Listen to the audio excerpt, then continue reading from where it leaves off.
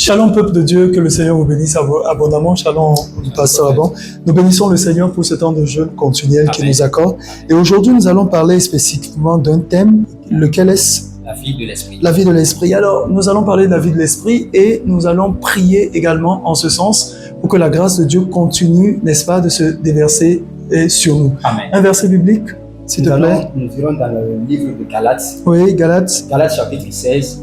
Galates chapitre 5, pardon, verset 16. Galates 5, 16. D'accord, allons-y. Et la Bible nous dit ceci. Oui. Je dis donc, marchez selon l'esprit. Marchez selon l'esprit. Et vous n'accomplirez pas les désirs de la chair. Et vous n'accomplirez pas les désirs de la chair. Pourquoi? Et le verset 17 nous dit ceci. Oui. Car la chair a des désirs contraires à ceux de l'esprit. Car la chair a des désirs contraires à ceux de l'esprit. Et l'esprit en a de contraires à ceux de la chair. Et l'esprit en a de contraire à ceux de la chair. À ceux de la chair. Oui. Ils sont opposés entre eux. Ils sont opposés entre eux. Afin que vous ne fassiez point ce que vous voudriez. Afin que vous ne fassiez point ce que vous voudrez. Eh bien, le verset est très clair. Ça se passe véritablement de commentaires. Du coup, je ne ferai pas non plus trop de commentaires. Mais je vais néanmoins ajouter un verset biblique.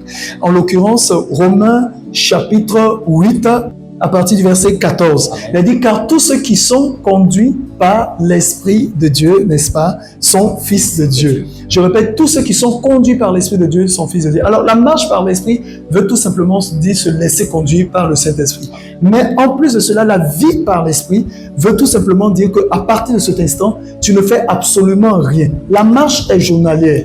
La vie par l'Esprit, elle est continuelle.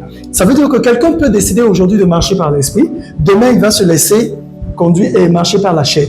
C'est pourquoi la Bible dit que les deux sont opposés. Mais quand on vit par l'Esprit, ça veut dire que quel que soit le moment de notre vie, la chair ne prend plus le dessus.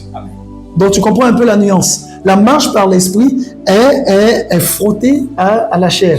C'est-à-dire que la chair s'oppose à l'esprit. Donc aujourd'hui tu fais une chose, après tu dis oh je regrette pourquoi je l'ai fait. Tu te répands. Après encore tu te ressaisis. C'est comme certains qui font, ils jeûnent. Après bon ils se disent oh j'ai rechuté, Seigneur j'ai péché, pardonne-moi. Ils reviennent. Mais quand l'esprit te saisit et que tu vis par l'esprit, tu ne recommets plus jamais ces types de péchés. C'est ce qu'on appelle justement la conversion. C'est ce que le Seigneur a dit à Pierre. Il dit, et toi, quand tu seras converti, affermis tes frères. Alors la vie par l'esprit veut tout simplement dire que tu es converti. Ça veut dire que les choses anciennes sont passées, toutes choses sont devenues nouvelles. Mais on n'arrive pas, on n'accède pas à la vie par l'esprit sans d'abord passer par la marche par l'esprit. Car c'est en marchant par l'esprit qu'on termine par la vie de l'esprit.